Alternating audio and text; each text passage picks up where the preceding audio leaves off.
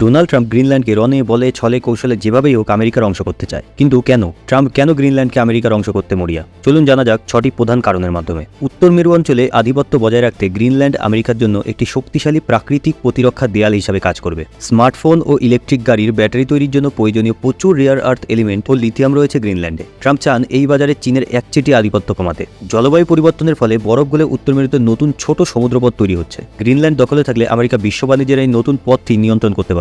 Arctic অঞ্চলে Russia ও চীনের ক্রমবর্ধমান সামরিক উপস্থিতি মোকাবিলা করতে ট্রাম্প গ্রিনল্যান্ডে আমেরিকার নিয়ন্ত্রণ মজবুত করতে চান। গ্রিনল্যান্ডে আমেরিকার গুরুত্বপূর্ণ পিটোফিক স্পেস বেস রয়েছে। গ্রিনল্যান্ডের মালিকানা পেলে সেখানে আরও শক্তিশালী ক্ষেপণাস্ত্র প্রতিরক্ষা ব্যবস্থা বসানো সহজ হবে। ব্যবসায়ী হিসাবে ট্রাম্প 1867 সালে রাশিয়ার থেকে আলাস্কা কেনার মতোই একটি লাভজনক ডিল মনে করেন। গ্রিনল্যান্ড আমেরিকার জন্য যতটা স্ট্র্যাটেজিকভাবে গুরুত্বপূর্ণ, ডেনমার্কের কাছেও ততটাই গুরুত্বপূর্ণ। এখন শুধু এটাই দেখার, ডেনমার্ক কি আমেরিকাকে গ্রিনল্যান্ড বিক্রি করবে, নাকি আমেরিকা সামরিক শক্তি ব্যবহার করে গ্রিনল্যান্ডকে দখল করে নেবে। যদি আমাদের অ্যানালাইসিস আপনাদের পছন্দ হয়ে থাকে তবে লাইক, শেয়ার আর সাবস্ক্রাইব অবশ্যই করুন।